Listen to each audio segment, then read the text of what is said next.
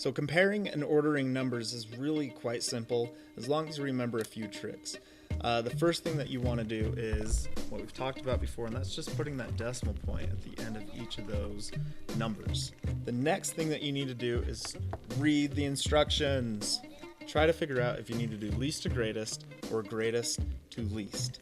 In this case, we're doing least to greatest. So I'm going to rewrite these numbers vertically because this is going to help me, and I'm going to line up my numbers according to the decimal or according to the place value. So I'm going to do that really quick, and you can write it this way or you can write it that way. It doesn't matter as long as your decimals are all lined up.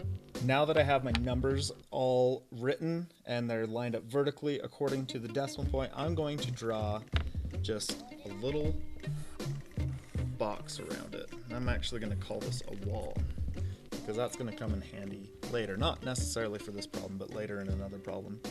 Now, whenever I'm comparing numbers, I always want to start with the greatest possible place value. So in this case, it's going to be the 10,000. So I'm going to look at the 10,000s. I'm going to notice that they're all the same number. So I can look past that. I can even scribble that out, but I'm going to have to remember that number later. And then I'm going to go to my next place value, which is the thousands, and they're all the same too, so I'm not even going to look at that. Now I'm going to look at my next, which is the hundreds place value.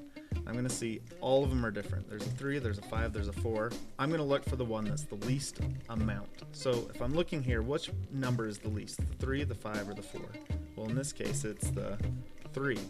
So I'm going to write my first number, 12,000, don't forget that one, and the 2, 345.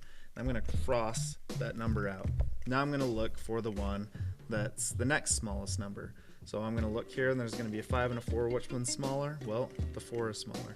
So I'm going to write 12,453. And I'm only left with one number, so I'm going to write that, 12,543.